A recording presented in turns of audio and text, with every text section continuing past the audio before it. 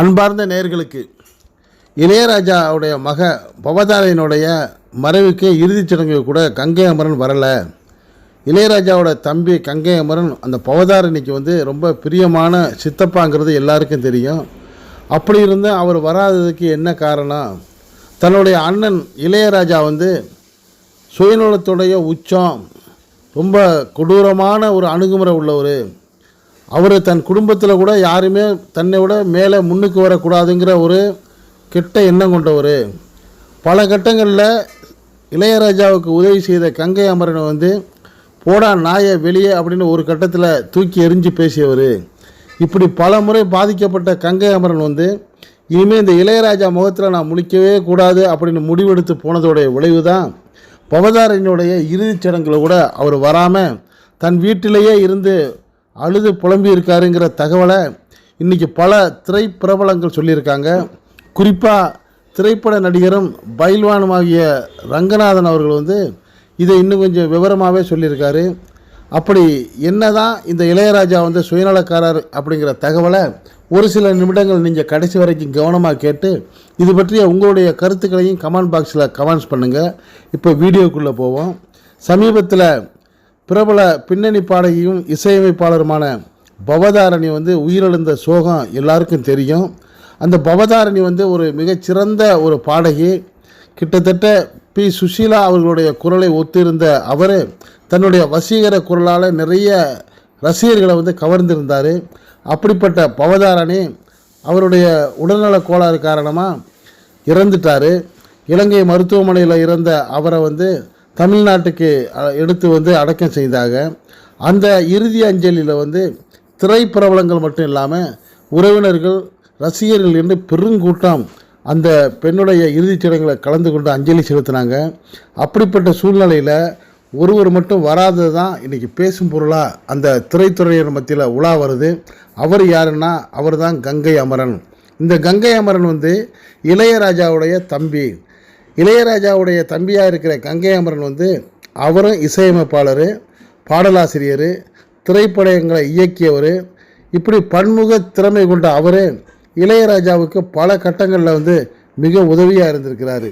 சில நேரங்களில் பாடல் எழுதுறதுக்கு இளையராஜா இருக்கும்போது அதை எழுதக்கூடிய கவிஞர்கள் வராத நேரத்தில் கஷ்டப்பட்ட சூழ்நிலையோட உடனே நான் இந்த பாடல் எழுதி தரேன்னு சொல்லி அதற்கான அந்த சூழ்நிலையை தெரிஞ்சு அழகான முறையில் பாடல்களை எழுதி கொடுத்தவர் தான் அந்த கங்கை அமரன். அது மட்டும் இல்லாமல் அந்த கங்கை அமரன் நிறைய பாடல்களுக்கு இளையராஜாவுக்கு துணையாக இசையமைத்து கொடுத்துருக்கிறாரு. அந்த பாடல்களுக்கு கங்கை அமரன் இசையமைத்தாலும் ஆனால் பேர் போட்டுக்கிட்டது இளையராஜா தன் பேரை போட்டுக்கிட்டார். பரவாயில்ல, அண்ணன் தானே போட்டோன்னு விட்டு கொடுத்தவர் தான் இந்த கங்கை அமரன். இந்த கங்கை அமரன் இப்படி பாடலாசிரியர், இசையமைப்பாளர் மட்டும் இல்லாமல் கரகாட்டக்காரன், கோவில் காலை போன்ற சினிமாவில் இயக்கிய டைரக்டராகவும் இருந்திருக்கிறாரு.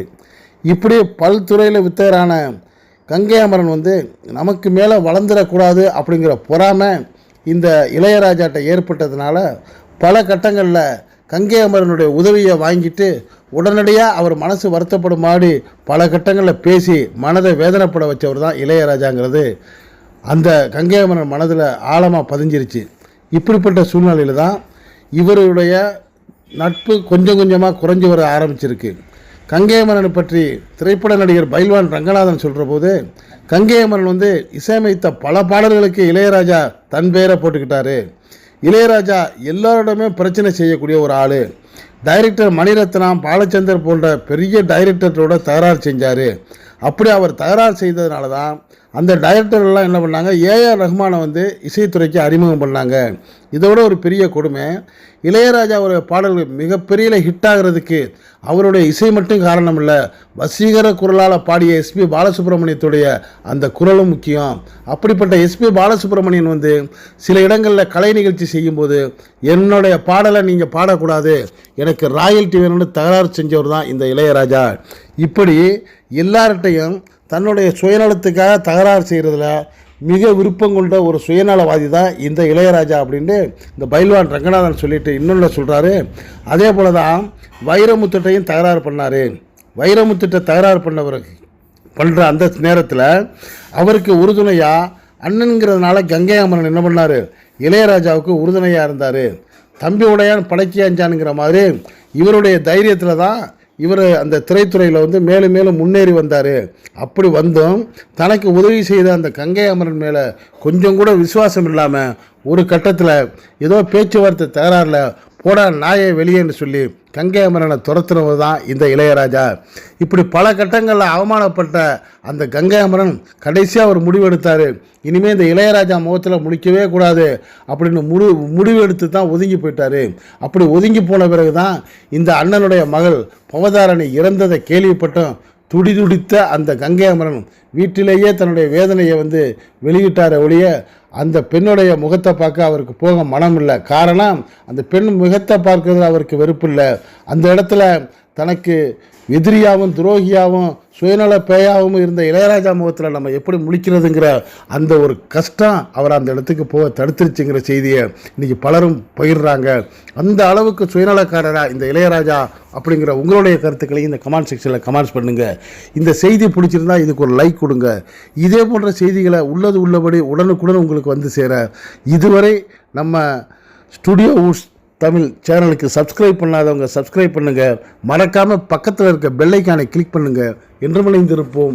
நன்றி, வாழ்த்துக்கள்.